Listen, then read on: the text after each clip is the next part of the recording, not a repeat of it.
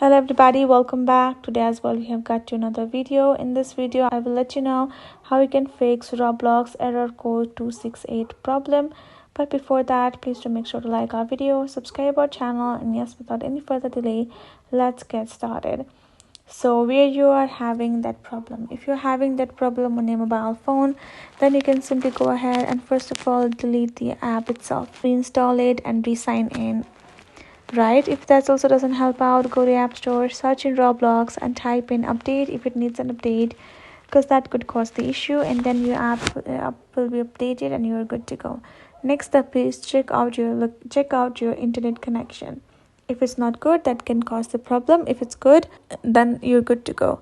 Then if you're having that kind of issue on your browser, then all you gotta do is simply tap on this refresh icon, which will simply refresh your browser, and that should help you out with that assembly issue. Otherwise, you can press and hold on your browser, also remove it, and can reinstall the browser.